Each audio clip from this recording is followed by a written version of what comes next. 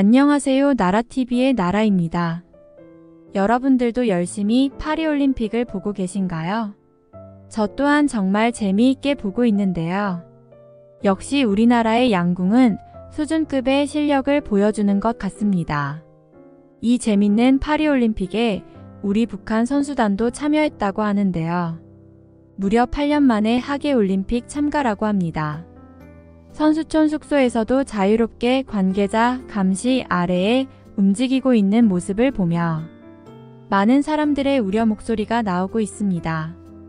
오늘은 파리올림픽에 참가한 북한 선수단을 보고 평창올림픽 당시 응원단의 감시원이셨던 대한민국에 오셨던 분을 모셔보려고 합니다. 바로 자기소개 부탁드립니다. 안녕하십니까. 저는 3년 전 탈북한 이보람이라고 합니다. 2018년 평창올림픽 때 북한 응원단의 감시자로 파견됐었던 사람입니다. 요즘 파리올림픽 소식을 보면서 마음이 참 복잡한데요. 북한 선수들의 모습을 보고 있으면 6년 전 그때의 상황이 생생하게 떠오르거든요. 분명히 북한 선수들 긴장하는 마음과 두렵고 불안한 마음으로 비행기에 올랐을 텐데요. 저 또한 엄청나게 긴장하며 비행기를 탔었던 적이 기억이 나네요. 지금은 다행히도 한국에서 잘 살고 있지만 제가 이렇게 살 수 있게 될 것이라고는 상상조차 하지 못했습니다. 그때 처음 한국 땅을 밟고 나서 정말 심정이 복잡해져서 한동안은 밥도 못 먹고 정말 우울했었거든요. 요새 뉴스를 보니 북한이 아주 난리더라고요. 그래서 분명히 북한 선수단의 분위기도 살벌할 겁니다. 제가 탈북한 것이 코로나가 끝날 때쯤이었는데 코로나로 인해서 북한의 상황이 정말 많이 안 좋아졌었거든요. 그럼에도 불구하고 김정은이 파리올림픽에 북한 선수단을 파견한 것이 좀 놀랐습니다. 최근에 북한 엘리트들과 프랑스 주재 북한 외교관 가족이 미국으로 망명하고 쿠바에 있던 북한 참사관도 탈북하고 이렇게 외국에 파견되어 있던 사람들이 줄줄이 탈북을 하고 있어서 웬만하면 요즘 시기에는 북한 사람들을 최대한 노출을 안 시킬 줄 알았거든요. 물론 지금 파리올림픽의 북한 선수단 감시가 제가 평창에서 감시했을 때보다 훨씬 엄격해진 것이 보여집니다. 그런데 이렇게 감시하고 통제해도 소용이 없는 것이 북한 선수단이 바보가 아니잖아요. 제어하면 할수록 본인들이 얼마나 통제되고 있는지 더 잘 느껴질 겁니다. 아마 선수단들도 이번 파리올림픽을 계기로 탈북을 결심하게 될 수도 있을 것 같습니다. 제가 탈북을 결심하게 된 큰 이유는 평창올림픽 때문이거든요. 그때 저는 응원단을 감시하는 역할을 맡았었어요. 군에서 차출되어서 배정을 받게 되었는데 선수들이나 응원단원들이 특히 남한 선수들과 접촉하지 못하게 막고 무조건 우리끼리만 단체 행동을 하도록 통솔하는 것이 제 일이었습니다. 또 선수단뿐만 아니라 응원단 동무들도 아침 저녁으로 생활총화를 통해 사상을 다 잡아주는 역할도 했었습니다. 하지만 오히려 그 과정에서 저는 큰 충격을 받았었어요.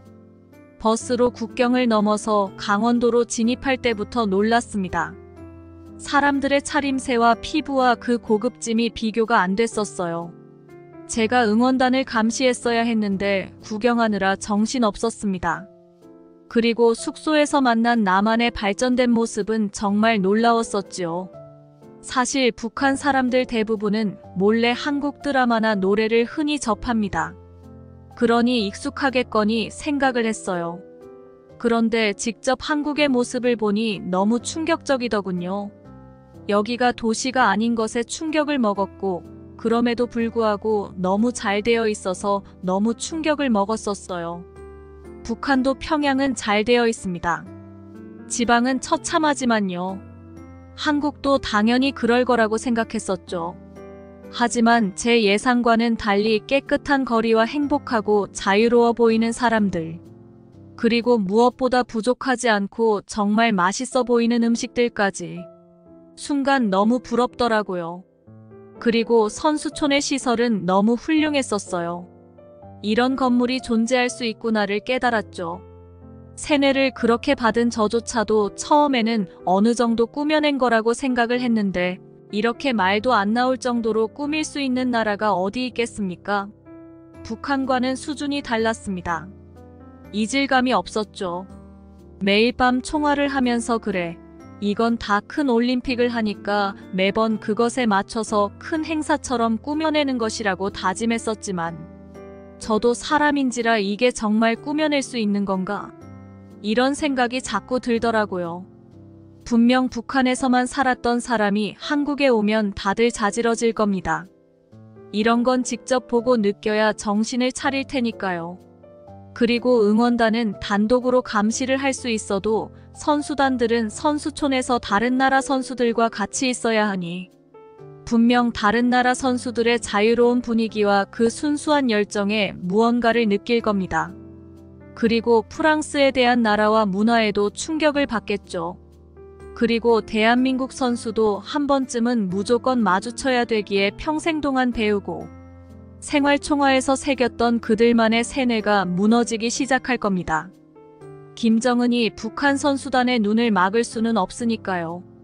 분명히 북한 관계자들이나 선수단들 중에서도 저처럼 충격을 먹고 그 충격에 시달리며 탈북을 결심할 것 같은데 북한은 서로가 서로를 엄격히 감시하는 체제이고 한 명이라도 사라져도 비상입니다. 만약 아무리 내가 지금 파리에 있다고 해도 돌발 행동을 해버리면 실종신고로 들어가는 것이 아닌 명백한 북한의 법에 걸리기 때문에 혼자는 어떻게 도망칠 수 있어도 북에 남은 가족들이나 친구들, 먼 친척까지도 징역행위거든요. 그리고 북한의 감시는 결코 무시할 수가 없는 것이 올림픽 기간 동안 북한 선수단이 겪었던 무서운 통제를 SNS나 뉴스로 통해 많이들 들어보셨을 텐데요. 저희는 남한 취재진이나 남한의 그 어떤 사람들한테도 시선을 어느 방향으로 두어야 하고 표정도 정제된 채로 걷는 걸음걸이까지 교육을 철저히 받습니다. 왜냐하면 북한은 그냥 자유가 없습니다. 선수단이나 응원단들 또한 관계자들도 밥을 먹을 때도 잠을 잘 때도 항상 위에서 감시를 하고 있으니 마음 편히 자유로운 대화도 못하죠. 다른 나라 선수들과 대화를 하게 되면 생활총화는 기본이고 어떤 대화를 했느냐에 따라서 징벌의 단계도 달라집니다. 화장실도 혼자 못 갑니다. 2명 혹은 3명이서 가게끔 하죠. 여러분들은 이게 사람이 살 수 있는 일상이라고 생각이 드시나요? 북한 선수단들도 사람입니다. 분명히 이 체계를 속으로는 죽고 싶을 정도로 고통스러워할 거예요. 저는 포커페이스를 정말 잘합니다. 그렇게 교육을 받아왔으며 높으신 분들에게 들키지 않고자 하는 저의 이런 욕망들을 정말 잘 감추고 다녔죠. 그래야 살아갈 수 있으니까요. 저는 솔직하게 말하면 한국에 처음 오고 돌아갔을 때 미치는 줄 알았습니다. 한국에 대한 기억이 잊혀지지가 않으니까요. 얼마나 마음을 잡아봤겠습니까? 매번 생활총화에 나가서 열심히 했었습니다. 그럼에도 불구하고 인간의 본능은 당연히 자유를 갈망할 수밖에 없습니다. 한국도 그렇게 빛이 났는데 과연 다른 나라의 세상은 어떨까?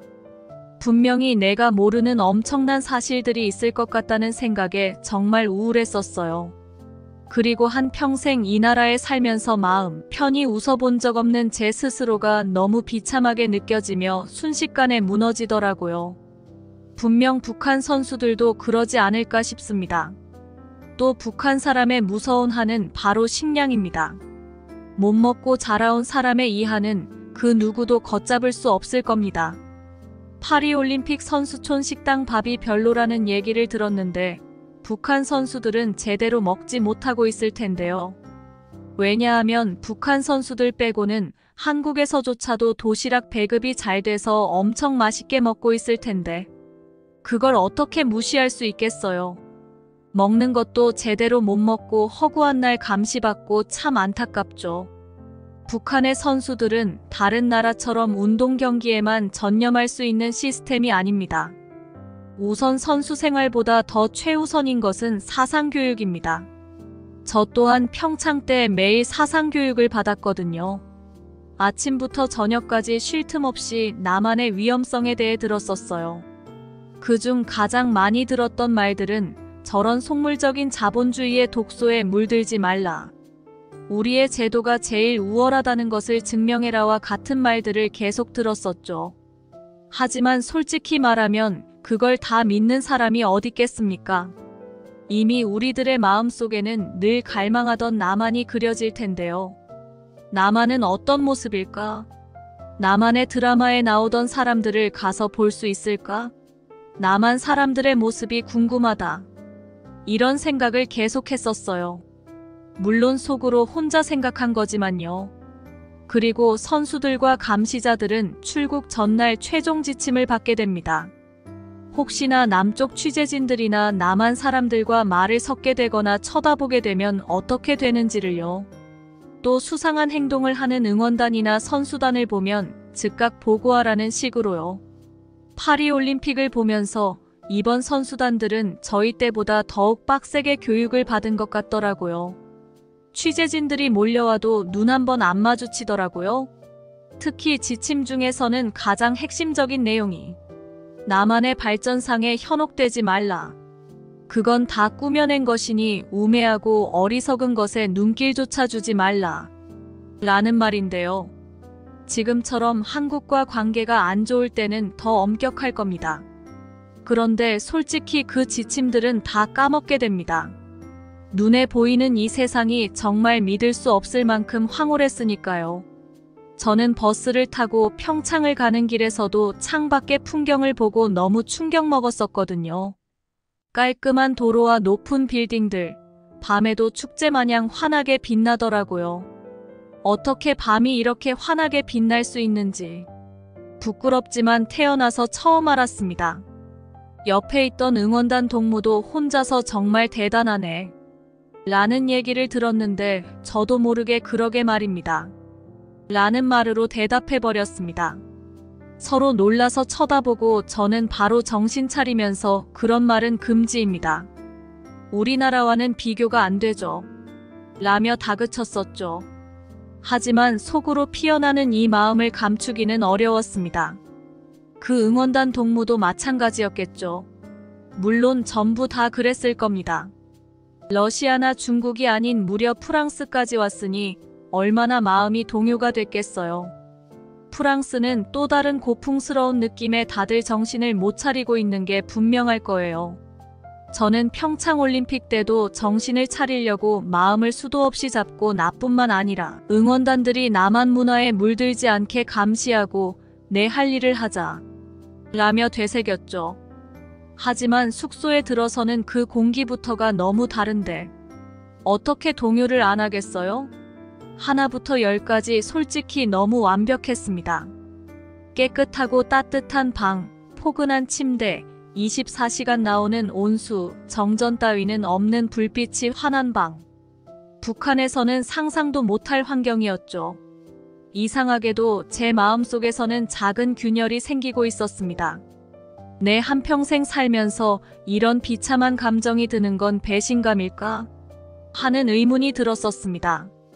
첫날 밤 응원단원들과 함께 총화를 할 때가 떠오릅니다. 제가 오늘 본 것들에 대해 어떻게 생각하십니까? 라고 물었더니 다들 위대하신 장군님 말씀대로 남조선 괴뢰들이 우리에게 보여주기 위해 온갖 애를 쓴 흔적이 보여서 안쓰럽기 짝이 없습니다 라고 답하더군요. 하지만 그들의 눈빛은 절 속이지 못했죠. 그 선망의 눈빛이 보였습니다. 호기심과 부러움, 그리고 동공에서 떨리는 미묘한 혼란까지요. 과연 그들에게도 제 눈빛이 그렇게 보였을까 순간 조바심이 났었습니다. 그날 밤 혼자 방에 누워 생각했어요. 내가 과연 이 임무를 잘 해낼 수 있을까? 감시자인 내가 이렇게 동요가 되어서는 어떻게 다른 응원단들을 통제하지? 이런 생각이 들면서 다음 날부터 시작된 본격적인 올림픽 활동을 하는 중에도 스스로 표정 관리를 엄청 하려고 정말 갖은 애를 썼습니다. 저는 포커페이스를 잘하는 만큼 겉으로는 냉철한 감시자 역할을 했지만 속으로는 미친 듯이 동요가 됐죠. 나만의 발전상과 사람들의 자유로운 모습에서 나오는 그 진정한 여유까지. 이 모든 것들이 제가 평생 알고 있었던 것과는 너무 거리가 멀었거든요. 그래도 저는 최선을 다해 제 임무를 수행했죠. 응원단원들이 남한 사람들과 조금이라도 접촉하지 못하게 막고 항상 우리끼리만 다니도록 했죠. 제가 이렇게 하지 않으면 북에 돌아가는 순간 바로 총살당할 수도 있습니다. 이런 양가 감정이 드는 순간에도 저는 계속 우리가 정말 옳은 일을 하고 있는 걸까? 이렇게 숨기고 통제해야 할 만큼 남한이 그렇게 나쁜 곳일까? 하고요. 그래도 저희는 시내 구경을 잠깐 나갔었는데 이번 북한 선수단은 파리 구경도 못하고 경기 끝나자마자 북한으로 돌아간다고 하더라고요. 길거리에 풀어놓지 않는 이유는 분명히 있죠. 김정은도 속일 수 없는 그 자유가 있잖습니까? 밖에 나가면 응원단을 인솔해서 아주 잠깐이지만 강릉의 시내를 구경할 때 거리를 걸으며 느낀 것은 사람들의 표정이었어요. 모두들 어쨌든 행복해 보였거든요. 특히 젊은이들의 모습은 좀 충격적이었습니다. 북한에서는 젊은이들의 표정이 다들 굶어서 얼굴빛이 어둡고 잘 웃지 못하거든요. 힘이 없어서요.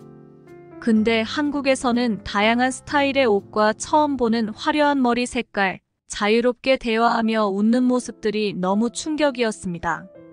이렇게까지 꾸며낼 수가 있나 싶을 정도로 의문점이 들었죠. 북한의 차림새는 정해져 있습니다. 특히 평양은 더욱 엄격합니다. 고위 간부들도 많이 지나다니고 보위부 사람들도 감시하는 사람들도 많기에 항상 긴장을 해야 하거든요. 그래서 분위기가 정말 많이 다르죠. 한국에서는 또 기술의 발전도 놀라웠어요.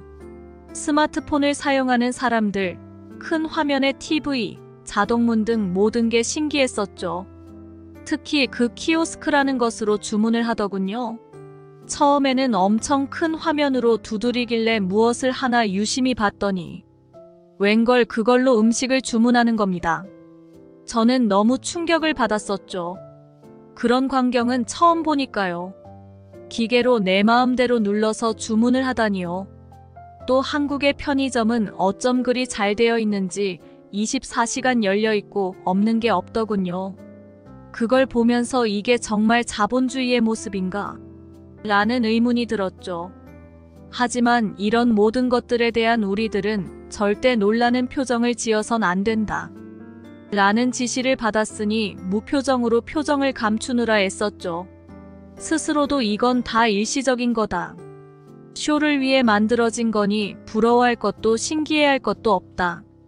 라고 되뇌면서 마음을 잡아보았지만 제 눈에는 도저히 그렇게 보이지 않았거든요.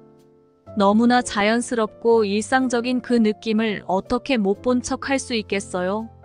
가장 괴로웠던 것은 이런 현실과 우리가 받은 지시 사이의 괴리감과 이질감에 미치는 줄 알았죠. 매일 밤 총화에서 우리는 나만의 허황된 모습에 절대 속지 말라 고 이야기했지만 속으로는 모두가 동요하고 있다는 것을 느낄 수 있었습니다. 지금 북한 선수단들도 엄청 괴로울 거예요. 그러니 남쪽 취재진들하고 눈도 안 마주치고 말도 안 한다는 이런 걸로 너무 비난은 안 해주셨으면 좋겠어요. 그들에게는 생사가 달린 문제니까요. 지금도 그 어린 응원단원들이 눈에 선합니다. 어느 날 한 응원단원이 몰래 제게 물었었는데 선생님, 정말 우리나라가 이렇게 발전할 수 있을까요? 라며 물었었죠. 아마 부러운 마음에 우리도 저렇게 살 수 있을까 궁금해서 물어봤겠죠. 그 순간에 저는 뭐라고 대답할지 어려웠습니다. 공식적으로는 물론이죠. 우리 수령님께서 쌀밥에 고깃국 배불리 먹이고 또 좋은 잠자리에서 좋은 옷 입게 해주려고 불철주야 노력하고 계시지 않습니까? 반드시 그렇게 될 겁니다. 라고 둘러댔지만 아마 제 표정에서 눈치를 챘겠죠. 죽었다 깨어나도 불가능하다는 사실을요. 저희는 올림픽 내내 철저하게 통제를 했습니다. 숙소와 경기장을 오가는 것 외에는 외출이 절대 허용되지 않았죠. 하지만 그 짧은 외출 시간마다 보는 나만의 모습은 제 생각을 야금야금 바꿔놓고 있었습니다. 특히 기억에 남는 건 어느 날 밤에 본 숙소의 바깥 풍경인데요. 밤에도 저렇게 불을 켜도 되는구나. 하루 종일 켜놓는데 정전이 안 된다니. 밖에는 뭔 놈의 자동차들이 줄지어 다닌담. 간판이며 모든 것이 눈이 부시게 빛나는구나. 등 이런 생각을 하며 색다른 경험들이 쌓이니 김정은이 북한 사람들을 밖에 나가지 못하게 하는 거겠죠. 나중에 대한민국에 와서 응원단으로 왔던 아가씨들을 제가 다시 만났는데 모두 그때 큰 회의감에 우울했었다고 합니다. 다들 하나같이 평양 출신의 잘 사는 집들인데도 말이죠. 지금 파리올림픽의 북한 선수단도 다들 바 없습니다. 저 친구들이 엘리트 체육 특기생이라 북한에서는 먹이고 입히고 최상으로 관리했지만 북한에서 최상이래봤자 뭐 있겠습니까? 거기서 최상이라고 해봤자 대한민국 70년대 수준 아닙니까? 물론 제가 평창에 갔을 때는 저는 이런 생각들을 겉으로 티내지 않으려 노력했었죠. 여전히 엄격한 감시자로서의 역할을 수행했고 응원 단원들에게도 흔들리지 말라고 강조했죠. 하지만 제 마음속에서는 이미 큰 변화가 일어나고 있었습니다. 지금 북한 선수단들도 아마 저녁에는 감시원들끼리 모여서 회의를 할 텐데요. 선수들도 힘들지만 감시원들도 정말 힘들거든요. 평창 때 기억을 떠올려 보면 정말 피곤했어요. 낮에는 응원단을 감시하고 통제하는 일로 바빴고 밤에는 끝없는 총화가 이어졌죠. 제가 응원단을 모아서 하는 총화 말고도 매일 밤 감시원들끼리 모여 앉아 그날 있었던 일들을 보고하고 서로의 사상을 검열해야 하니까요. 오늘 남한 사람들과 대화한 사람은 없지요? 수상한 행동을 한 동료는 없었나요? 괴상한 자본주의의 유혹에 넘어간 사람은 없었죠? 등의 질문으로 감시원들끼리도 서로 체크를 해야 하는데요. 이게 얼마나 보기에도 웃긴지 아세요? 다들 어떻게든 감추보려고 했으나 우리 마음은 일치한 게 눈빛에서 다 느껴졌습니다. 서로가 서로를 감시하는 이 체제 때문에 말 한마디 편하게 못하는 이런 것이 일상이라는 게. 근데 이때 정말 괴로운 것은 거짓말을 해야 한다는 거였죠. 남조선 모습은 전혀 놀랍지 않았습니다. 저것들은 전부 억지로 꾸며낸 것이고 사실 남조선 인민들은 배가 고파서 남의 것을 훔쳐먹고 있는 걸 제가 봤습니다. 지금 저것은 우리에게 보여주기 위한 거짓된 선전입니다. 라고 말했어야 했어요. 근데 이걸 누가 믿겠어요. 그리고 이 총화 시간이 사람을 몹시 기빨리게 합니다. 이걸 끝내고 나면 우리는 모두 지쳐 있었어요. 육체적으로도 힘들었지만 정신적인 압박감이 더 컸죠. 매일 밤 우리의 생각과 행동을 검열당하는 느낌이었으니까요. 어떤 날은 이 압박감 때문에 몸이 엄청 피로한데도 잠이 오지 않는 날들도 많았습니다. 하지만 아무리 통제해도 남한 사람과 접촉을 하다 보니 경계심이나 마음에 남아있던 약간의 불편함은 다 날아갑니다. 경기장에서 만난 남한 선수들과 관계자들은 정말 친절했었거든요. 처음엔 경계했지만 그들의 순수한 미소와 따뜻한 말에 조금씩 마음이 열리기 시작했습니다. 지금 북한 선수들도 밝고 순수한 대한민국 선수단의 모습과 취재진 모습에 흔들리고 있을 겁니다.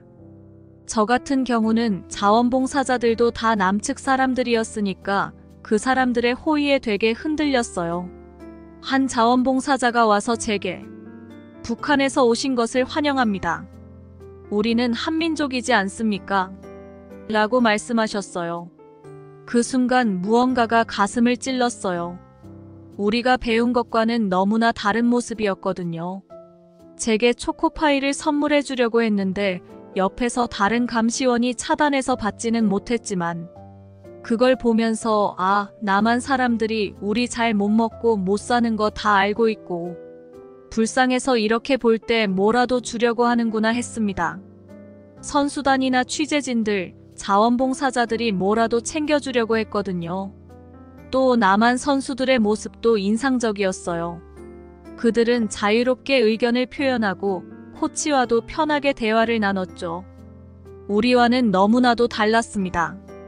북한에서는 절대 상상도 못할 광경입니다. 인터뷰 또한 여유롭게 하고 웃고 떠들며 행복해 보이는데 경직된 북한과는 너무나 차이가 났었죠. 특히 충격적이었던 건 남한 사람들이 자유롭게 정부를 비판하는 모습이었습니다. 경기장에서 근처에 앉은 남측 관중들이 대통령 욕도 하고 올림픽 관계자도 비판하더라고요. 저희는 다 아시다시피 그런 말 하는 순간 장난이 아니라 진짜 끌려갑니다. 남쪽 분들에게는 사소한 것이겠지만 저희는 그런 것 하나하나가 정말 크게 다가오거든요. 점점 북한 체제에 대한 회의가 깊어졌어요. 우리가 지금까지 배운 것들, 우리가 믿어온 것들, 아니 믿으려고 애쓴 것들, 이런 것들이 우르르 무너지는 느낌. 올림픽이 끝나갈 무렵 저는 완전히 다른 사람이 되어 있었죠. 겉으로는 여전히 충실한 북한의 간부였지만 속으로는 이미 탈북을 결심한 상태였습니다. 이 결심을 하기까지 정말 많은 고민과 갈등이 있었어요. 하지만 이대로 북한으로 돌아가 예전의 삶으로 돌아갈 수는 없다는 것을 깊이 깨달았죠. 사람 살 곳이 못 되는 북한을 반드시 벗어나겠다 이 생각에 휩싸였습니다. 물론 북한으로 돌아가면 당에서는 우리가 자본주의의 물에 물들었을지도 모른다. 더욱 강도 높은 사상교육이 들어갑니다. 매일같이 이어지는 생활총화는 정말 매 순간 숨이 막혔었죠. 지금 파리에 있는 북한 선수단들도 경기 후에 돌아가면 제대로 된 시간도 안 주고 쉴 틈도 없이 엄청나게 총화를 진행할 텐데 저 어린 선수들이 얼마나 힘들까 싶어 가슴이 참 아픕니다. 마주쳤던 남조선은 전부 허황된 모습이고 꾸며낸 것이니 속지 말라. 우리 수령님의 우월성을 깨달아야 한다. 이런 말들을 하루에도 수십 번씩 들어야 했죠. 하지만 이미 제 눈으로 본 나만의 모습은 지워지지 않았죠. 오히려 이런 교육을 받을수록 속으로는 헛웃음만 나왔었죠. 밤마다 평창에서의 기억이 떠올랐어요. 깨끗한 거리, 풍성한 음식, 자유롭게 대화를 나누는 사람들. 그 모습들이 자꾸만 눈앞에 아른거렸죠. 나도 저렇게 살 수 있을까? 자유라는 느낌은 정말 어떤 것일까? 이런 생각들로 밤마다 잠을 못 이뤘었죠. 웃기게도 저는 자유라는 느낌을 태어나서 느껴본 적이 없기에 한국에 와서 처음 느껴봤을 때는 몇 날 며칠을 밤을 새며 울었습니다. 이런 행복한 느낌은 처음이라서요. 그리고 이걸 몰랐을 북한에서 당시에는 하루하루 괴로워졌었죠. 그래서 응원단들도 정말 힘들어했었어요. 우울증 온 사람 참 많았고요. 대한민국에 와서 만난 탈북 응원단 아가씨들도 엄청 괴로웠다고 하더군요. 근데 그런 사람들을 붙잡고 매일같이 사상교육을 하고 감시는 하루가 지날수록 심해지니 다들 정신적으로 피폐해지게 될 수밖에 없죠. 평창에서 느꼈던 그 자유로움의 감각이 완전히 사라진 북한은 정말 괴로웠어요. 그래서 저는 그때부터 탈북 브로커를 찾기 시작했습니다. 처음에는 두려워서 망설였어요. 하지만 이 지긋지긋한 나라에서 우울증으로 비참하게 죽으나 탈북하나 죽으나 마찬가지 아니겠어요? 젊은 내 청춘이 빛을 못 보는 것이 너무 억울했었습니다. 아예 모르면 나았을 정도로 모든 걸 다 알게 되어버렸는데 어떻게 알고도 가만히 있겠어요. 결국 저는 모든 걸 걸기로 했습니다. 은밀히 탈북 브로커를 수소문하기 시작했죠. 온 가족이 함께 탈북을 해야 하기 때문에 정말 피가 마르는 작업이었습니다. 그렇게 몇 달을 보내고 나서야 겨우 브로커와 연락이 닿았어요. 그는 차갑고 냉정했었습니다. 돈만 있으면 내가 당신 남한으로 보내줄 수 있습니다. 라고 했죠. 대가는 제가 가진 모든 것이었죠. 망설였지만 큰 결심을 했으니 모든 걸 포기하기로 했습니다.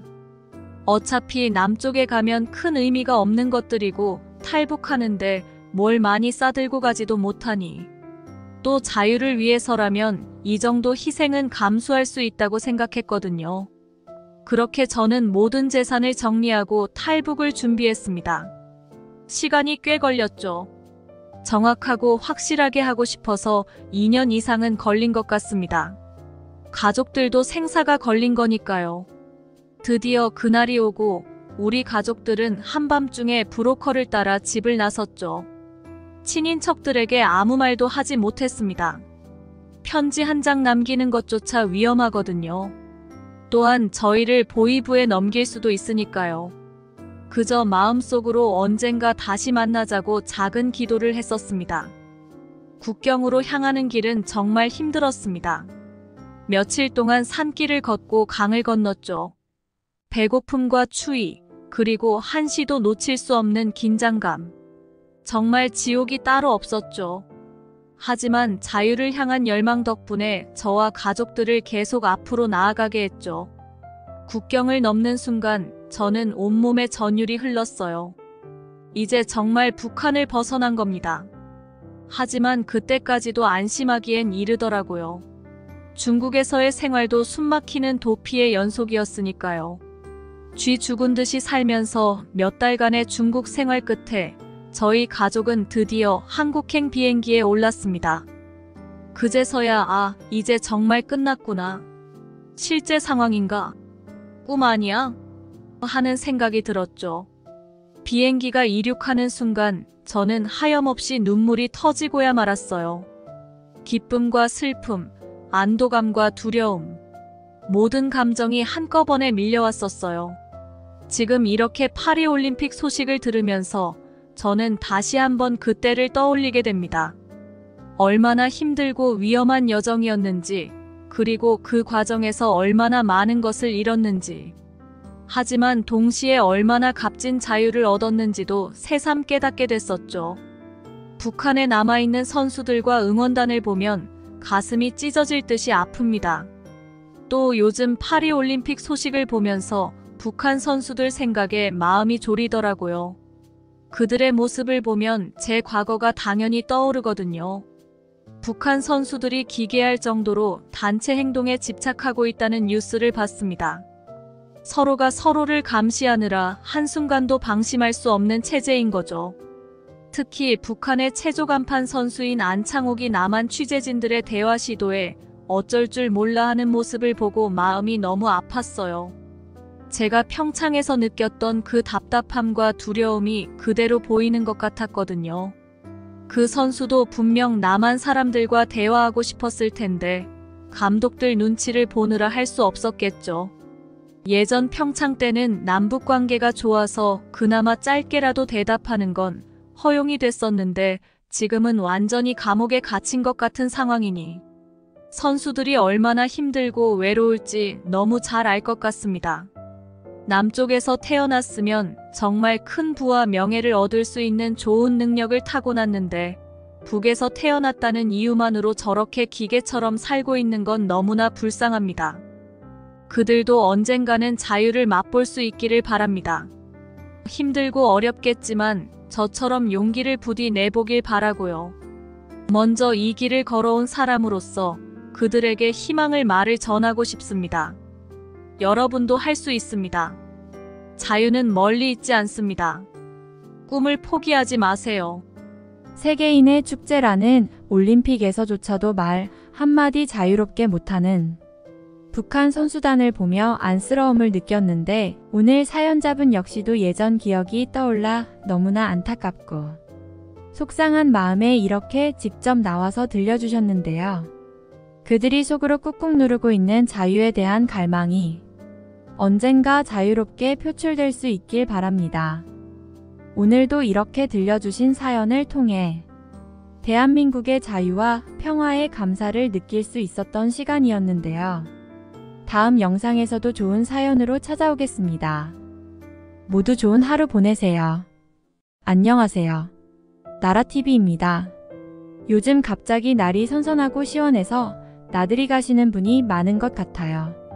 비단에 술을 놓은 것처럼 아름다운 산천이라는 뜻의 금수강산이 딱 맞는 것 같습니다. 사계절이 정말 아름답다고 세계적으로도 대한민국을 칭찬하는데요.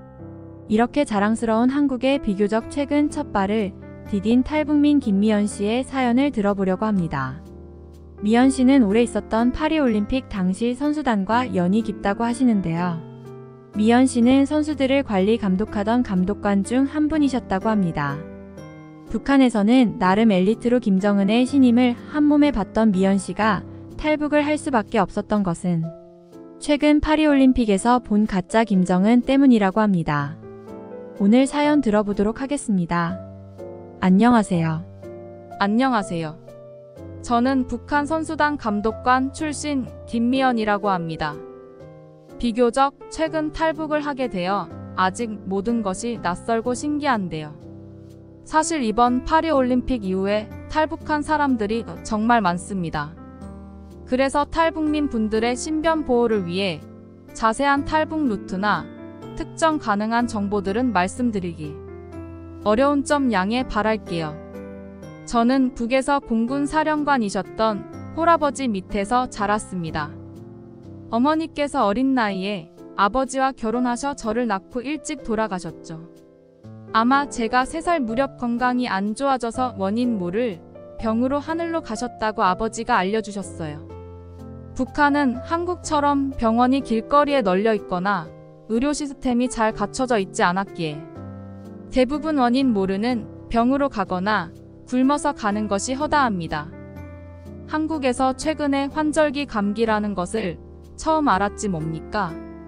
북에서는 감기는 그냥 달고 살아야 하는지라 아파도 끙끙 앓고 견뎌야 했지만 한국에서는 처음으로 병원에 갔을 때 너무 놀랐어요. 병원이 완전 미래도시에 온 것 같았죠. 고작 동네 병원도 이렇게 잘 되어 있는데 한국의 의학 기술은 정말 널리 자랑하고 싶을 정도로 대단합니다. 저도 모르게 흥분해서 칭찬이 길어졌네요. 한국은 의학기술 말고도 놀랍고 대단한 것들 투성이지만 북한은 여러분들이 상상하는 것 이상으로 악독한 나라입니다. 어린 나이에 어머니를 보내고 아버지 홀로 저를 키우셨는데 매일같이 김정은을 위해 충성하고 희생해도 쥐꼬리만한 월급으로 살아가야 했죠. 아버지는 되려 어머니의 빈자리가 제 밥그릇 하나 더 챙겨줄 수 있다며 감사하다고 생각할 정도였으니까요. 북에서 공군은 거의 대우를 못 받거든요. 돈이 없으니 전투기가 넘쳐나는 것도 아니지만 공군 특성상 돈이 많이 들어가는 부대여서 부대원들의 식비며 생활비를 절감해버렸지 뭡니까? 정말 특수한 엘리트 비행사들 아니면 대부분은 전투기 청소나 육군 부대 지원을 나가곤 합니다. 아버지 또한 집안에 돈이 많았던 것도 아니고 특별히 내세울 것이 없었기에 승급을 다른 사람들보다 더 늦게 한 편이죠. 그렇게 잘 살지도 못 살지도 않는 평범한 가정에서 자란 저는 특히 운동을 잘했습니다. 학교 선생님께서도 여자의 몸으로 웬만한 남아구들 못지않은 체력과 운동 감각을 갖고 있다며 국가대표로 지원해보라고 하실 정도였죠. 선생님의 적극적인 추천으로 15살에 비교적 늦은 나이였지만 국가대표로 지원해볼 수 있었습니다. 매일같이 운동을 하며 장군님을 빛내기 위해 한몸 희생해서 메달을 꼭 따리라 다짐했었습니다. 홀로 저를 키워주신 아버지를 위해 제가 할 수 있는 효도는 이것뿐이라고 생각했죠. 북에서는 메달을 따면 국가 훈장을 받고 엄청난 포상금과 집과 차를 받을 수도 있거든요. 특히 인터뷰에서 장군님의 성원으로 우승할 수 있었다는 말 한마디면 평생 호강할 수도 있었습니다. 그래서인지 저는 오직 메달을 위해 목숨 걸고 운동을 해야만 했습니다. 국가대표선 발전을 위해 연약한 환경에서 안전장비 하나 없는 맨몸으로 매일같이 운동을 하니 자연스레 저는 공화국의 대표 선수가 될 수 있었습니다. 그렇게 꿈에만 그리던 세계적인 무대에 설 수 있을 것이라는 원대한 꿈을 꾸고 밤낮 없이 저의 청춘을 갈았죠. 그러던 어느 날 저에게도 인생을 바꿀 사건이 생긴 겁니다. 평창 올림픽을 4달 앞두고 평소처럼 자고 일어나서 몸풀기 운동을 하는데 오른쪽 다리가 저릿하더랍니다. 앞서 말씀드렸다시피 의료 시스템이 엉망인 북한에서 다리가 저릿한 정도는 아무것도 아닌 잔병치레였기에 크게 생각하지 않았습니다. 그런 저의 불찰이 화가 되어 연습 경기 중 순간적으로 다리가 움직이지 않는 사태까지 가게 되었죠. 그 후로 저는 운동을 할 수 없게 되었습니다. 너무나도 절망스럽고 스스로가 한심했었죠. 평소 저를 관리해 주시던 감독님은 특히 저를 아끼셨는지 힘들어하던 저를 보며 감독관으로 지원하라고 추천하시더라고요. 한평생을 이것만 바라보며 살았던지라 이제 와서 달리할 것도 없었기에 저는 선수 감독관으로 지원하여 일할 수밖에 없었습니다. 그땐 정말이지 너무나도 분통이 터져서 속으로 별 생각을 다 했어요. 장군님이 이런 나의 고충을 아실까? 부터 시작해서 원망도 했죠. 이 한 몸 다 바쳐서 희생했는데 돌아오는 것은 아무것도 없는 캄캄한 현실에 막막했습니다. 그렇게 나이 들고 병든 아버지를 모시고 선수들을 감독하는 일을 하며 생계를 이어왔습니다. 의미 없는 하루하루가 지나고 드디어 올림픽이 열렸죠. 파리올림픽이었습니다. 그동안 관리해오던 선수단을 이끌고 감독관의 신분으로 처음으로 해외로 나가보게 된 겁니다. 저도 오랜 기간 감독관으로 근무하다 보니 이런 귀한 경험도 하게 되는구나 싶어서 그간 헛수고만 한 것 같지는 않았습니다. 파리에 도착해서는 선수들이 외부인과 접촉하는 것을 감시하고 관리하는 일을 해야 했습니다. 특히나 한국 선수들과는 일체의 접촉도 없도록 해야 했죠. 당에서는 북한이 이렇게나 주목받는 이유가 장군님의 위대한 업적과 위상으로 공화국이 세계적으로 인정받고 유명한 것이라고 포장을 했었습니다. 그래서 더욱이 체제 관리와 선수들의 경기 집중도를 높이기 위해 외부 접촉을 금지해야 한다고 하더군요. 지금 생각하면 정말이지 어처구니가 없는 말들인데 그때는 그 말을 철석같이 믿었습니다.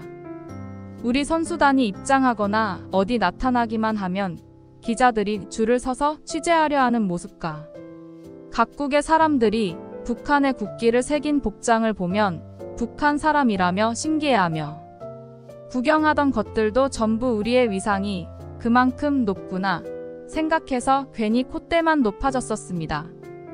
그러다 경기날 그동안 속아왔던 북한의 진실을 알게 되었습니다. 다른 감독관들과 경기 관람석에서 대기하며 있는데 갑자기 옆에 있던 동무가 다급하게 저를 부르더니 미연 동무, 저기 좀 보라오 장군님이 오신 것 같다기래 라고 합더라고요. 저는 너무 놀라서 그 동무가 가리키던 곳을 보았죠. 그런데 정말로 김 위원장님이 계시던 겁니다. 그래서 그곳에 있던 동무들과 예기치 못한 장군님의 방문인 줄 알고 반기려던 찰나에 남자 동무가 다급히 속삭이더랍니다. 다들 움직이지 말라우. 저건 장군님이 아니라우. 아무런 반응도 하지 말라우. 장군님을 욕보이는 저 에미나이를 당장 숙청해도 모자랄 상황이라우. 그 남자 동무의 말에 다시 한번 자세히 보니 정말로 김 위원장님이 아닌 다른 사람이더라고요. 너무 닮아서 저희도 다 속을 뻔했는데 그자의 행동이 이상한 고민형을 들고 다니며 마치 저희를 약 올리려고 작정한 듯 이상한 행동을 하더랍니다. 사실 그때 약이 오르긴커녕 너무 놀랐어요. 그간 신처럼 모셔온 장군님을 저리 욕보이는 모습을 처음 보았기도 했고 덜컥 무섭더라고요. 속으로 저 동무는 목숨이 10개인가. 당장 보위부에서 끌고 가서 숙청될 것인데 싶었죠. 그런데 한참을 장군님 행색을 하고 돌아다니는데 아무도 제지하지 않는 겁니다. 그래서 같이 있던 감독관들과 서로 민망해서 눈을 안 마주치기 위해 최선을 다할 뿐이었죠. 그렇게 한참이 지났는데 경기 관계자가 그 동무를 끌고 나가더라고요. 그래서 저자가 잘못하긴 했지만 숙청될 것을 생각하니 너무나도 무서웠어요. 1시간쯤 지났을까? 멀리서 장군님이 또 걸어오더랍니다. 당연히 김정은 위원장님이 오신 줄 알고 놀랐는데 아니나 다를까 아까 숙청된 줄 알았던 그 남자였던 겁니다. 그때는 정말이지 모두가 얼음처럼 굳어서 충격을 금치 못했을 겁니다. 안 그래도 아까의 충격이 가시질 않았는데 살아 돌아와서 저리 멀쩡하게 장군님을 조롱하고 있는 것이 믿기지가 않았죠. 설상가상으로 그곳에 있던 많은 사람들이 그 남자를 보며 웃으며 함께 조롱하는데 그때 저는 알 수밖에 없었습니다. 그동안 우리가 관심받던 이유가 장군님의 위대함 때문이 아니었구나. 우리들은 세계적으로 조롱을 받는 것이었던 겁니다. 커다란 양동이로 머리를 한 대 맞은 것처럼 얼얼하더군요. 그간 속아온 기분은 이로 말할 수 없는 배신감으로 변질되어 속이 부글부글 끓었죠.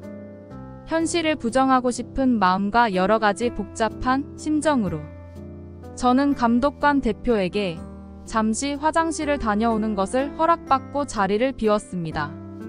저는 곧장 화장실로 향해서 복잡한 생각들을 했습니다.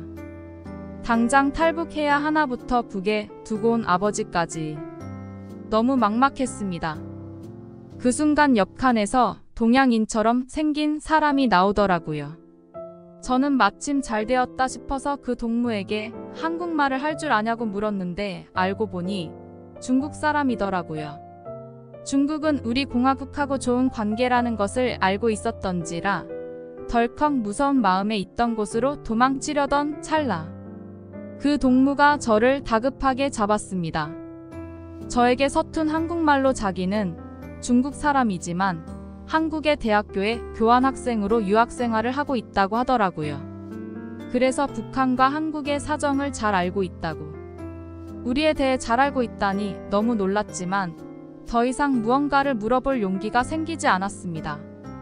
곧장 저는 자리로 돌아갈 수밖에 없었죠.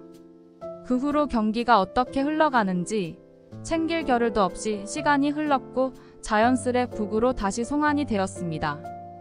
그때 있었던 일은 제 머릿속을 떠나지 않았죠.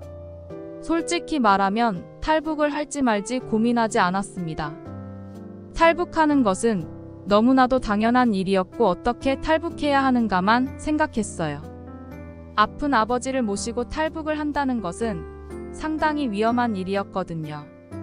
저는 혼자 고민할 문제가 아니라고 판단을 내린 후 저는 모든 이야기를 아버지에게 털어놓았습니다. 그러자 아버지는 한참을 아무 말이 없다가 대답을 하셨죠. 미연아. 못난 아비가 아무것도 못해주는 것이 미안하구나. 네 발목을 잡을 수는 없는 노르지니 너라도 가라움. 내래 금방 뒤따라 갈기다 기래. 아직도 아버지의 목소리가 선명하게 기억이 납니다. 그런 아버지의 말에 한참을 펑펑 울었지만 아버지의 말대로 할 수밖에 없었습니다. 거동이 힘든 아버지와 함께 탈북했다가는 중간에 잡혀서 온 가족이 교화소로 가는 일이 당연했거든요. 오히려 제가 먼저 브로커를 통해 안전한 탈북 루트인지 확인을 하고 아버지를 부르는 것이 나은 것이었죠. 당시의 올림픽 이후로 충격받은 동무들이 많았던 건지 너도 나도 탈북하는 사람이 많았던지라 탈북 브로커와 경로를 찾는 것이 어렵지는 않았습니다. 아마 일주일가량 탈북 준비를 했었던 것 같아요. 자세한 설명은 어려워서 여기까지만 말하겠습니다. 아무튼 현재는 탈북 후 최근에서야 한국 땅을 밟을 수 있게 되었습니다. 또 저희 아버지를 모셔오기 위해 중국의 브로커와 내통도 하고 있고요. 아버지도 저처럼 큰 어려움 없이 탈북을 하게 될 수만 있다면 가진 것 없지만 저의 모든 재산을 다 털어서라도 모셔오고 싶어요. 또 복잡하고 심란한 마음에 누구에게라도 저의 사연을 털어놓고 싶었는데 유튜브라는 채널을 알게 되어서 정말 다행입니다. 이렇게 나라TV에 저의 사연을 보내 속을 털어놓기라도 하니까요. 아버지를 모셔오는데 아마 2달가량의 시간이 걸릴 거라고 하니 조만간 더 좋은 소식도 전하고 싶네요. 또 제가 아직 한국말이 어색하고 북한 사투리가 많아서 나라TV PD님이 일일이 번역을 해주신다고 하던데 아직은 북한과 한국이 서로 언어를 알아들을 수는 있다는 사실이 감사하고 다행이다 싶네요. 저는 요즘 신조어를 하나도 몰라서 적응하기가 힘들더라고요. 그래서 한국어 학원을 다니고 있어요. 물론 탈북민 지원센터에서 다양한 지원을 해주고 있지만 더 노력해서 한국의 문화와 역사를 다시 제대로 배우고 싶기도 해서 한국어부터 열심히 공부하고 있습니다. 잘 정착해서 아버지를 모시고 새로운 인생을 살고 싶은 소망뿐입니다. 제 이야기가 길었는데 끝까지 들어주셔서 정말 감사해요. 김정은이 공화국의 수많은 인민들을 바보처럼 속이고 체제를 유지한다는 것이 너무나도 화같이 밀지만 제가 할 수 있는 것이 진실을 널리 알리는 것 뿐이더라고요. 저 같은 사람들이 하나둘씩 모여 힘을 합쳐 김정은을 몰아낼 수만 있다면 더 바랄 것도 없겠네요. 많은 탈북민들이 이런 북한의 실상을 알리는 채널에 관심을 쏟고 있습니다. 그래서 이곳에 댓글로 응원해주시는 따뜻한 한국분들에게 힘을 얻고 용기를 얻어가고 있다고 말씀드리고 싶었어요. 저도 나라TV 시청자로서 다른 분들 영상을 보며 위로를 많이 받았거든요. 정말 감사합니다. 제 이야기는 여기까지 하도록 할게요. 네, 미연 씨 이야기 잘 들었습니다. 파리올림픽 당시 김정은을 따라하는 한 청년의 행보에 저도 기사를 접하고 깜짝 놀랐었는데요. 그 사건으로 탈북한 미연 씨의 사연을 들어보니 정말 대단하고 속상한 이중적인 마음이 드네요. 여러분은 오늘 사연 어떻게 생각하시나요? 미연 씨에게 따뜻한 응원의 한마디와 구독, 좋아요 부탁드리며 오늘 사연 마치겠습니다.